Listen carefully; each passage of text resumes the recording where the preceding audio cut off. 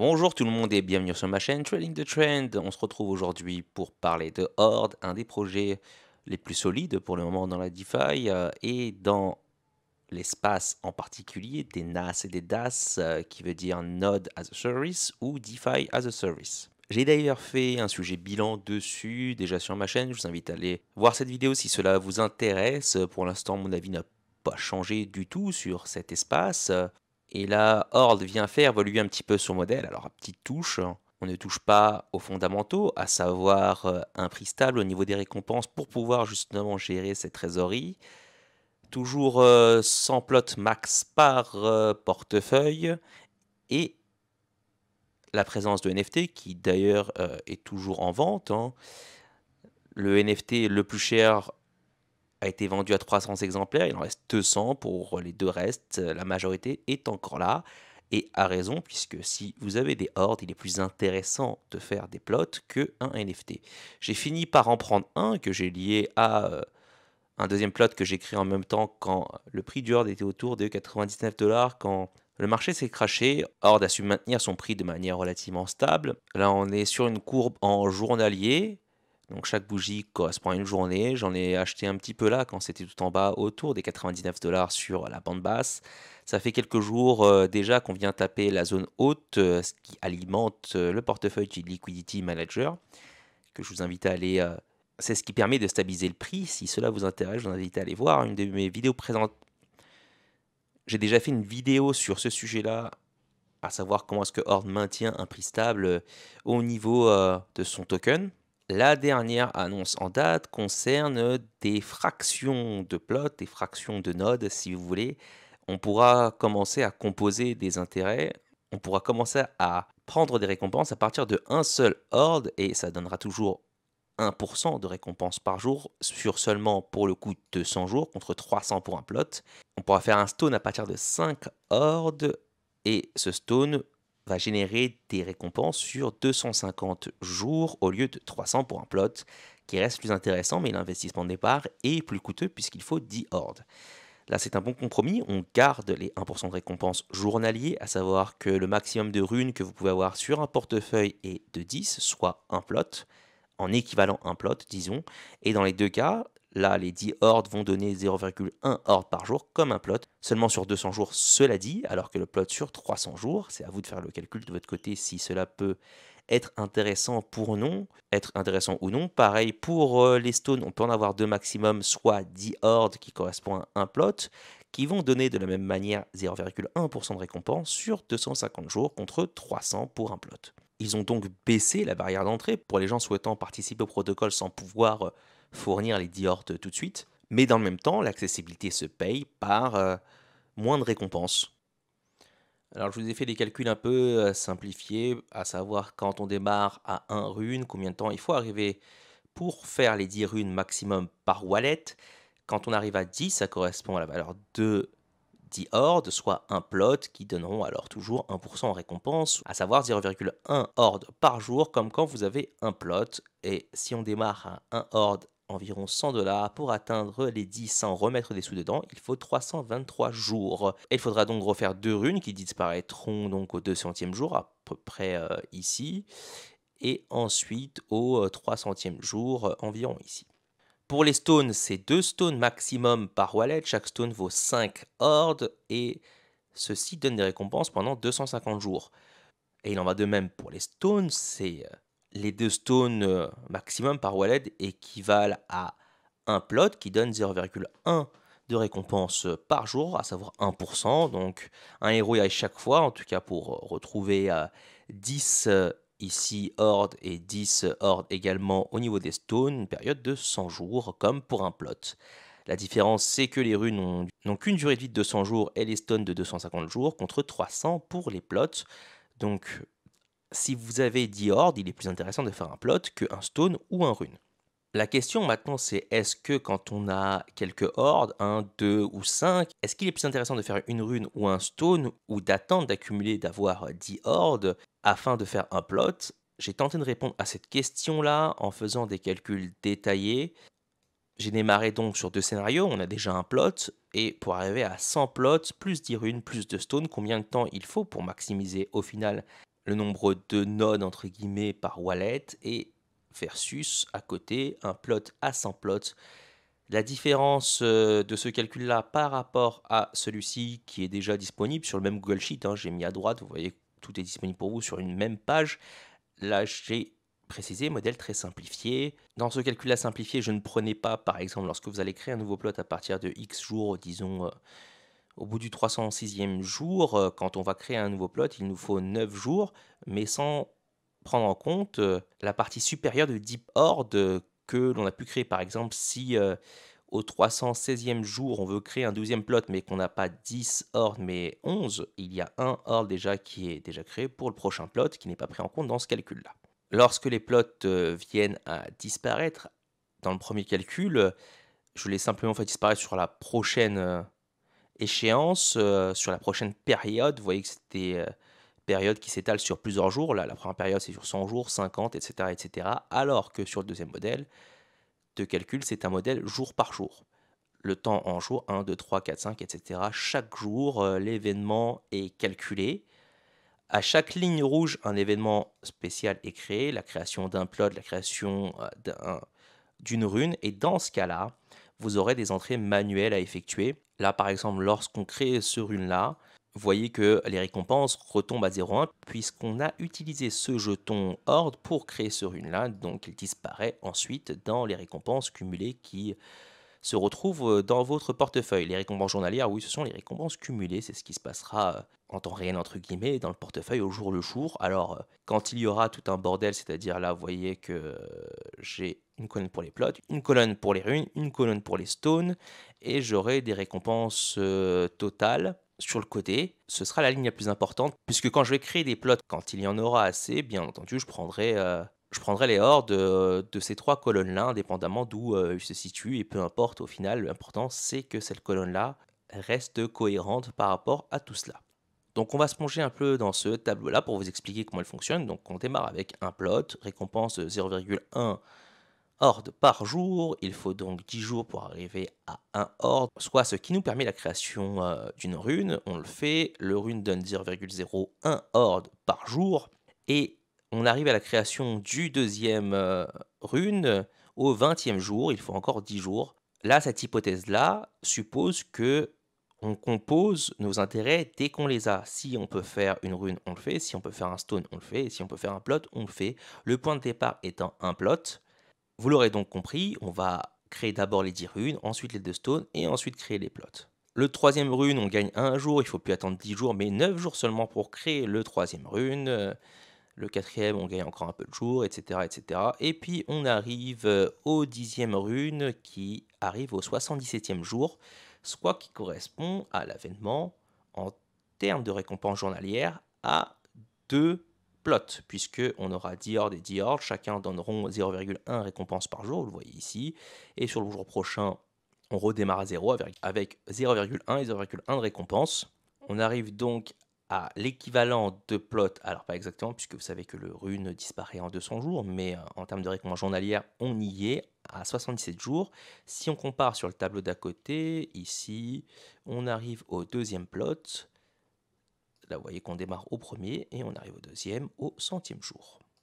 Au 101e. Au bout du 100e, et c'est au 101e que je le crée. Donc là, l'approximation, que je vais faire dans tous ces tableaux-là, c'est que la création d'un nouveau plot se fait à J plus 1.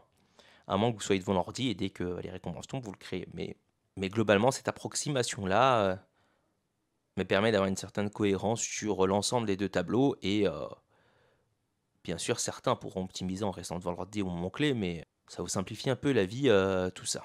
Donc on gagne déjà à peu près un peu plus de 3 semaines pour la création d'un plot. Alors certes, nos runes vont disparaître au bout de 200 jours. Il faudra voir où ça en est à ce moment-là. On va avancer dans le tableau, on va continuer à descendre. Une fois la création des 10 runes effectuée, on va attendre le temps de cumuler 5, cette fois-ci, hordes, puisque c'est la prochaine étape de créer des stones. Ils apparaissent ici. J'ai pas mis en rouge, je vais le faire tout de suite. Voilà qui est fait. Création du premier stone. On a utilisé donc les récompenses de 2,5 et 2,5 qui étaient en haut auparavant, qui étaient la 5 au précédent jour pour créer le stone. Et le jour de la création du stone, vous voyez qu'on a 0,1 à nouveau Pour le plot, 0,1 pour les 10 runes et 0,05 pour le stone, soit des récompenses totales de 0,25.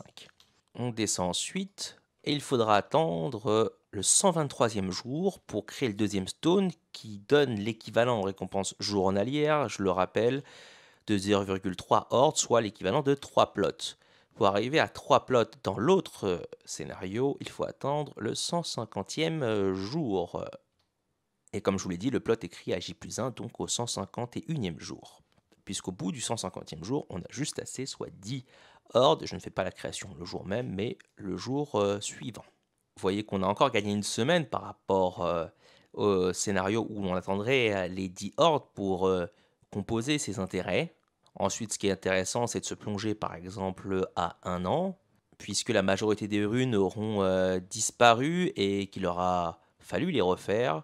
D'ailleurs, vous le verrez dans le tableau, vous voyez qu'ici 10 est à nouveau mis en rouge et en gras, ce qui correspond à la création d'une nouvelle rune, puisque la première a disparu, elle a été créée au 10e jour, donc à 200 jours plus 1, puisqu'au 201e jour, il n'y aura plus ce 10e rune, il faut le recréer. Il est ainsi recréé, vous voyez que dans cette ligne-là mathématique, il y a un -1 qui correspond aux récompenses que je retire pour créer ce rune-là. Donc si vous voulez utiliser ce tableau-là, à chaque fois qu'il y a une ligne rouge, il faudra modifier des entrées. Donc si vous le reprenez tel quel, vous pouvez tirer simplement les lignes. Par exemple, admettons si on tire ici, puisque là il y a une modification.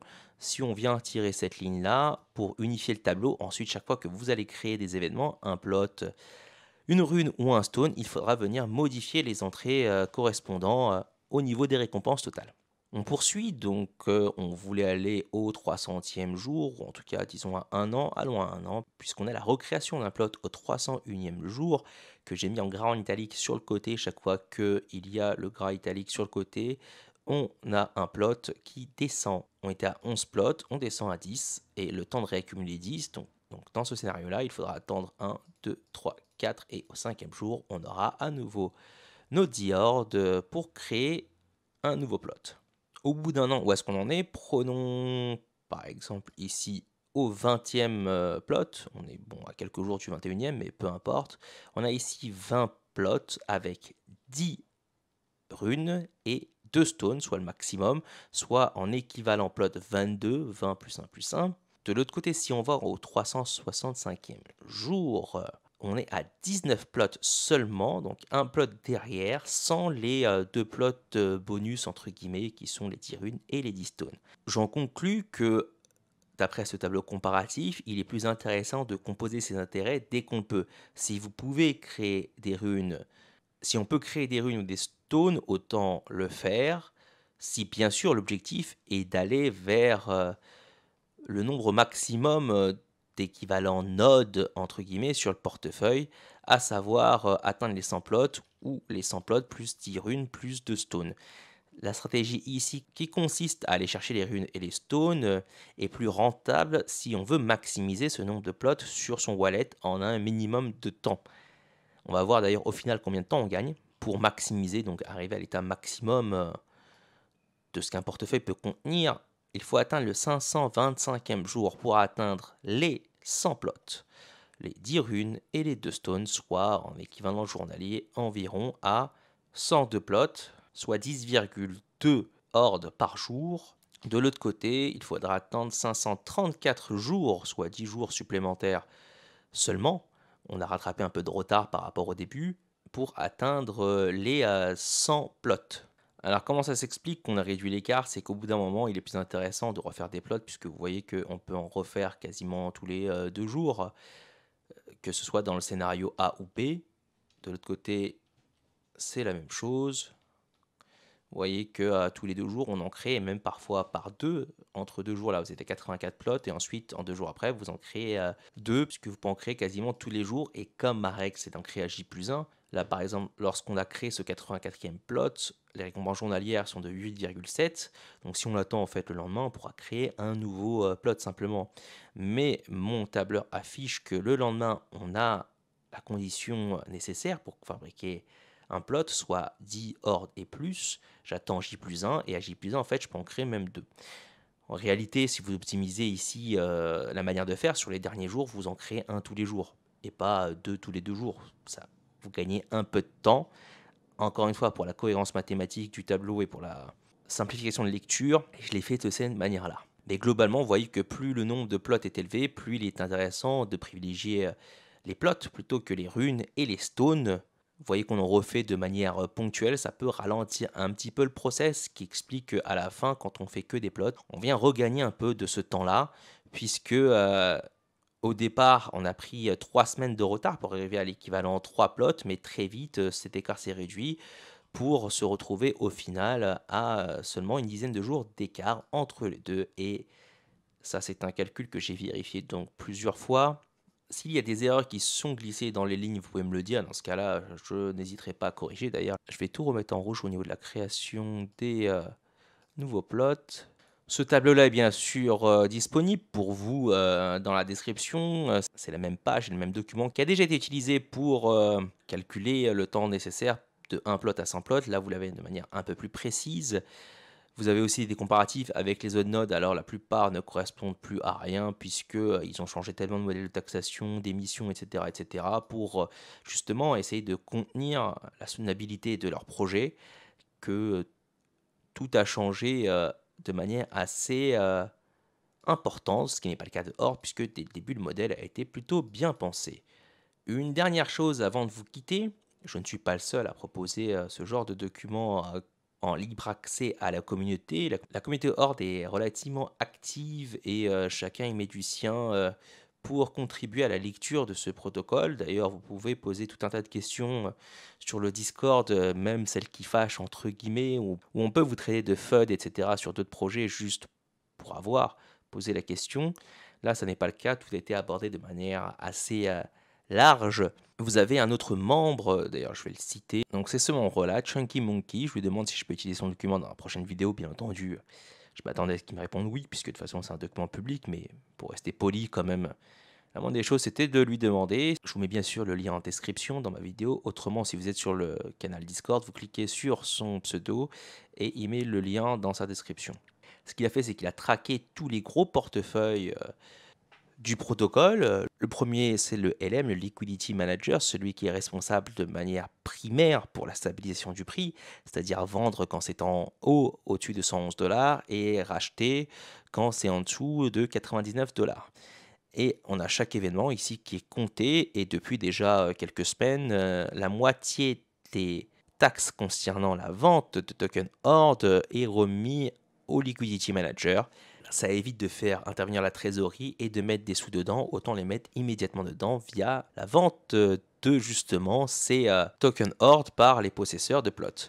Là, vous voyez les dates chaque jour, donc c'est au jour le jour, et il traque les datas depuis mars, 22 mars, donc depuis plus de 2 mois. C'est assez intéressant. Vous voyez les variations à côté. Et lorsque vous voyez la mention Upper Peg, c'est-à-dire lorsque le prix est au-dessus du prix maximum, entre guillemets, qui était à l'époque de 110, aujourd'hui qui est de 111 dollars, qui était à l'époque de 105, alors je sais plus quand c'est passé à 111 dollars, ce qui était de 105,95, et ensuite c'est passé à 99, 111 dollars. Chaque fois qu'on est au-dessus de la bande haute, la vente de horde du LM, du Liquidity Manager, permet de faire rentrer cet argent-là dans le LM. Et vous voyez là, Upper Peg, c'est ce qui est mis. Il y a aussi des événements où on a injecté la liquidité dans la LP. Vous le voyez ici, LP Injection, 50 000 dollars, c'est parti, hop, c'est parti dans la LP. Quand c'est Lower Peg, au contraire, justement, le LM intervient pour maintenir le prix au-dessus de 99 dollars. Je ne reviens pas sur tout ce principe-là sur lequel je suis déjà revenu sur une de mes vidéos précédentes, que je vous invite à aller voir à ce sujet-là. Mais chaque événement est ainsi listé. Au bout d'un moment, vous voyez apparaître Cell Tax, qui n'existait pas avant. C'est quelque chose qui est mis en place depuis quelques semaines seulement, vous voyez, depuis le 23 mai seulement, et vous avez des sous qui rentrent. Et dernièrement, durant le bear market, le lower peg a été plusieurs fois atteint. Le LM est intervenu pour justement stabiliser le prix, et on est resté à des niveaux tout à fait satisfaisants de liquidité pour le moment en tout cas, puisqu'on est de retour au-dessus des 1 million de dollars, on est à 1,16 million de dollars même, alors qu'au plus bas il était à 970 000 peut-être avant justement d'injecter ces taxes ces sous-là qui proviennent des taxes de vente. Alors ces sous-là revenaient toujours au protocole de toutes les manières, mais ça évite justement qu'ils se baladent d'un portefeuille à l'autre et qu'ils viennent directement sur le LM. Cela pourrait changer si le LM grossit de manière encore importante de cette manière-là. On pourrait justement éliminer ces sell tax pendant un petit moment et puis le remettre lorsqu'on en aura besoin à nouveau. Vous avez aussi l'évolution de la trésorerie, cette fois des PUSD. Chaque événement est aussi listé au jour le jour, vous voyez chaque date, etc. Quand est-ce que les sous rentrent, quand est-ce qu'ils sortent. Vous avez des événements qui sortent ici, ça c'est des investissements faits par la team, qui ont été votés par la communauté. Il y a eu d'ailleurs un dernier vote de 400 et quelques mille dollars pour allouer ça à différents investissements. Tout cela est disponible de base dans le Discord. Là, simplement, un membre de la communauté a décidé de rendre ces datas un peu plus lisibles et surtout voir l'évolution au jour le jour. Vous avez aussi la création de plots journalières. Vous voyez qu'à un moment donné, on a eu une explosion de ces plots-là. Là, ça ralentit un petit peu. Mais globalement, on est resté autour de 50-100 pendant très longtemps. Donc une croissance plutôt, disons, soutenable et progressive. Cela dit, je tiens à vous préciser une chose. Alors ça, c'est la nouvelle interface que vous voyez là.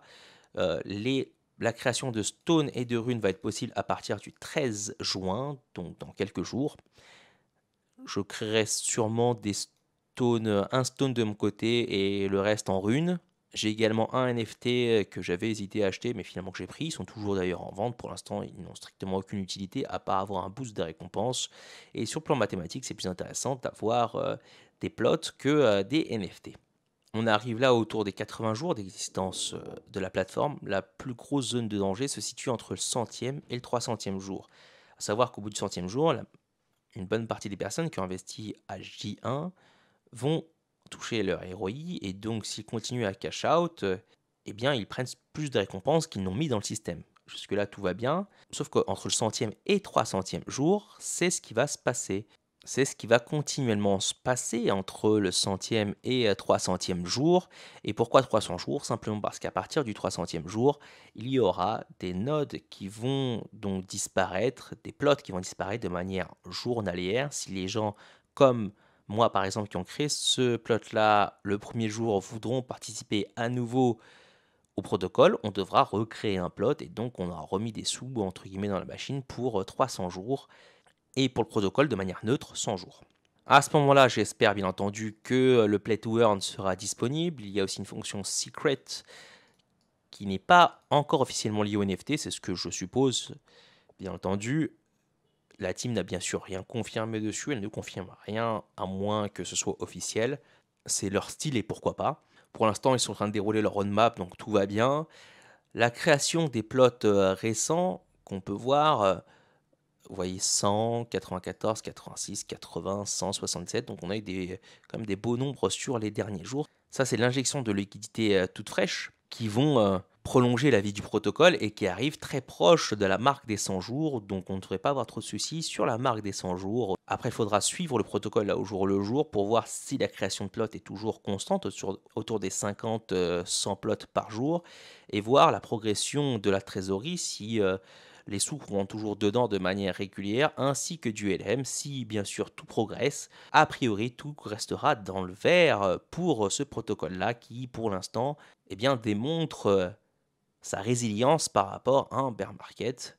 Vous connaissez déjà tous la courbe du prix. Vous voyez la belle stabilité entre ces deux bornes-là. Ça, c'était les deux premières bornes initiales.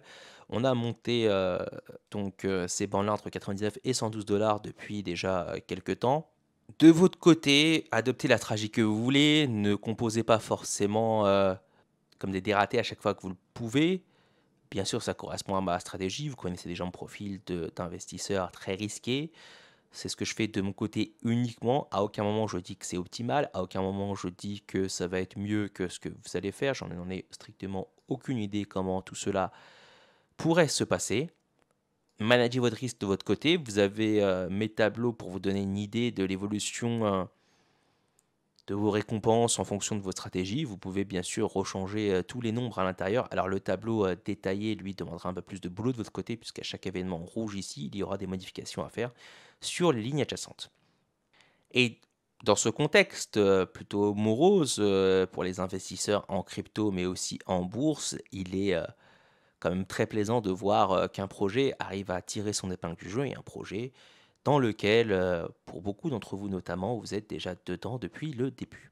Et tous ceux qui sont entrés lors de la pre-sale ont déjà pu récupérer leur investissement de 500 dollars de départ et tout le reste qui se passe là aujourd'hui, c'est du bonus et tant mieux pour vous d'ailleurs si c'est le cas. Sur ce, je vous souhaite à tous un très bon week-end. Si vous avez apprécié ce travail, je vous invite à liker et à vous abonner à ma chaîne et je vous dis à la prochaine.